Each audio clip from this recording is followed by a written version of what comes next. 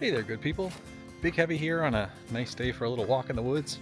And today I wanted to help you make your own decision on whether or not you should buy an RV. Having gone through the process recently myself and come out on the side of the affirmative, I wanted to give you the thought process, the criteria I used, and maybe give you some tips to help you make your own decision and kind of think through things, since it's a obviously pretty big financial decision. But beyond the financial piece, I think there's some considerations that are worth thinking through and some questions that might be worth asking yourself. And to be a bit frank, I was kind of a bit judgy about the whole RV scene and car camping scene in general. I grew up doing most of my camping either via backpacking, kind of carrying everything on my back, camping off of a bicycle, canoe, motorcycle, all sorts of sort of smaller vehicles, and thought that was kind of the best way to go about getting out in the woods. Was part of that was youthful exuberance. Part of that was maybe being a bit judgy, but I kind of poo-pooed that whole car camping and RV scene. And then as I got older and had a family that I wanted to help experience the outdoors, it was kind of the most sensible way, particularly if you got little people or you got a lot of people. It's hard to get a troop of 5 with varying ages and abilities out in a major backpacking trip. And to some extent, the camping and setting up camp and tent part of the whole equation isn't necessarily the whole element of being out in the great outdoors and getting to do things like hear the cicadas that are now in full force down here in the dirty South. So should you get an RV or not? And first things first, if you haven't done any camping, if you've never spent a night in the woods, probably about the worst thing you can do is roll up to your nearest RV dealership, tell them you want to get into camping and that you have a family, and they'll spin this whole dream about making memories. They'll talk to you about how it's an investment and how can you put a price tag on your kids' memories of you and spending time outdoors and all that BS. And the reason that's a bad idea, even if you end up loving the outdoors and loving camping, is there's probably a good 80% chance you're going to end up with the wrong rig. There's probably a 99% chance you're going to learn a whole bunch of stuff and wish you had maybe been better informed or made some different decisions before you plunk down anywhere from probably about $5,000 on the low end to essentially infinity dollars, depending on the type of RV you go with. So if you've never camped before, I would put aside a couple $500, use that to either rent a RV or trailer of some sort, see if you like it, or $500 even at a high zoot kind of place like REI will get you a pretty good setup and pretty much equip probably a family of 4 or 5 or definitely a couple with pretty good gear. You go to a Walmart or an Academy or something, that'll go even farther, and it'll get you enough stuff to get out in the woods for a couple nights and see how things go. If you're a little concerned that you don't know what you're doing, obviously there's YouTube, or see if you got a buddy or somebody that's kind of into this stuff and see if they'd be willing to take you out for a night. Oh, can't say I was expecting that. See if they'll take you out for a night and kind of show you the ropes a little bit. If you have done some car camping and you're kind of thinking maybe transitioning to an RV is a good idea, here's what drove me. Probably the biggest thing was I'm at a stage of my life, for better or worse, where I've got a reasonable amount of dough, but I don't have as much time as I'd like. And a typical car camping trip, I'm sort of the camp wrangler, so that would involve loading up the vehicle. I've got a pretty good system of containers and stuff, so that's not too bad. I kind of go and know where everything is, throw that in the truck, I'm good to go. But I got to get all the 5 sleeping bags out of their storage sacks, get them all stuffed into their stuff sacks. Got to get the 5 ground pads that are all stored appropriately, which is inflated generally and kind of rolled out. Get those all rolled up and packed up. Get the cooler out, get that thing cooled down, load it up with food, et cetera, et cetera. So it's good 90 minutes on a good day, maybe a couple hours on an off day to get everything loaded up and ready to go. You get the gang out to a campsite, and then it's probably a similar, if not a little longer process to get everything set up. I'm the primary camp wrangler, so I've got to set up 2 tents. I've got to unroll 5 sleeping bags. My wife does a pretty good job of getting in there and helping with setting up the bedding and inflating pillows and all that jazz. So that's very helpful. But ultimately, it's if we get there at 7, 8 on a Friday night, everyone's a little hangry and grouchy. You got to watch Dad get everything set up. Then Dad's got to bust out the kitchen, find the right containers, get the stove out, get everything jazzed up, and you're eating at 9, 10 at night. You compare that to an RV, essentially all the camp stuff is set up for you already. The kind of roof over your head, the sleeping area, and the kitchen.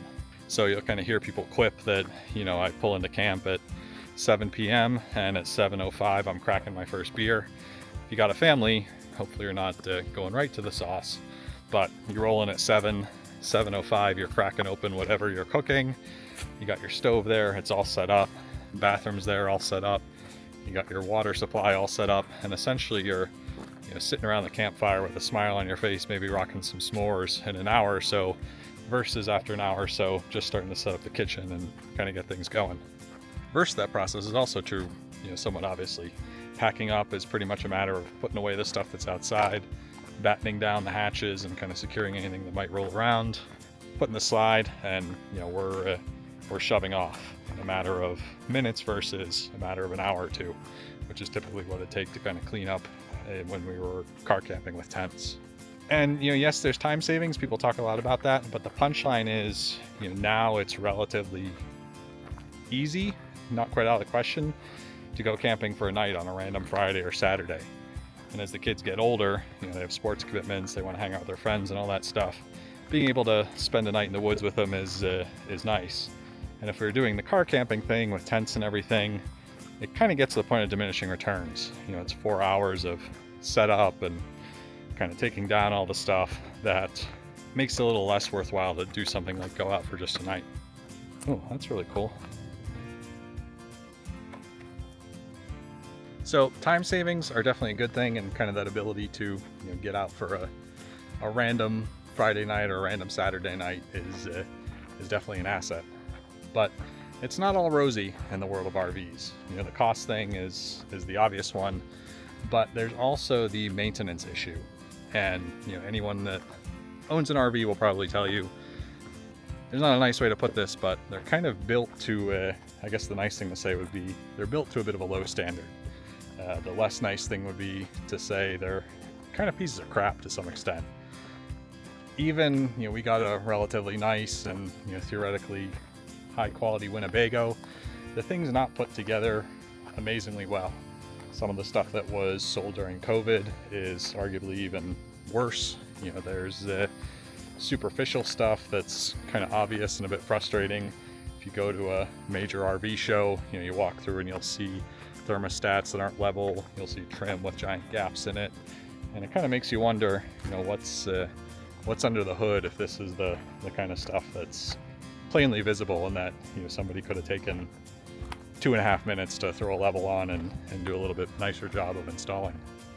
Even if the thing's perfectly assembled, you still at a minimum have to winterize your RV if you're somewhere where it might get down below freezing. You have to de-winterize it when you want to go and use it. You got to check the roof every now and then, seal things up. The quip you'll hear from RV folks is it's like having a house with all the associated maintenance of a house, but it's a house that's exposed to a hurricane and exposed to a low-grade earthquake every time you take it out, which is kind of neither here nor there. Airplanes seem to have figured out that whole thing without falling apart on every trip, but for better or worse, there's going to be some relatively significant maintenance associated with an RV. And if you don't want to do that work yourself, that's a little bit of an extra cost.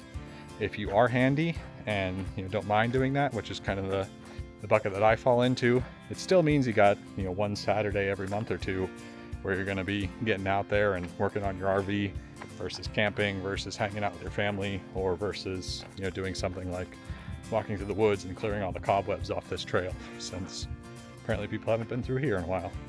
Now, the other thing I'd say that could be a pro or a con, depending on how you look at it, is an RV lets you camp in a bit of a different way. To some extent, it's more of a rolling hotel room than it is a rolling tent that pops up. And to some extent that varies depending on the type of RV you get. You can get what's called a pop-up camper, where it is a little bit more like a tent that sort of flips out and rolls behind you on a trailer. You're a little more exposed to the elements. Or you can get a land yacht where you're essentially in a traveling Ritz-Carlton type of room. So you do have some control over that aspect. And I would say that the negative side of that is that you lose some element of being connected to the outdoors. I really like being in a tent, other than the setup and the takedown and the dealing with a wet, sloppy bunch of nylon when I get home from a rainy weekend. Just hearing the pitter-patter rain on the thing, hearing the wind, feeling like you're a little more associated with the elements. I think it's very much possible to be comfortable in a tent. And when people say their driver for getting an RV is that they have terrible sleeps and aren't comfortable in a tent, the solution may be a nicer ground pad. And even a Cadillac kind of $250 ground pad is going to be cheaper than getting some sort of RV to address a problem like that. So you lose that connection to the outdoors with this kind of traveling hotel room idea.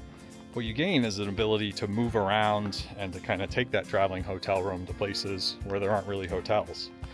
So you can roll into national parks, you can roll into state parks. There's a whole world of stuff with Harvest Hosts where you can go to a local farm, a local brewery, distillery, all these sorts of cool places.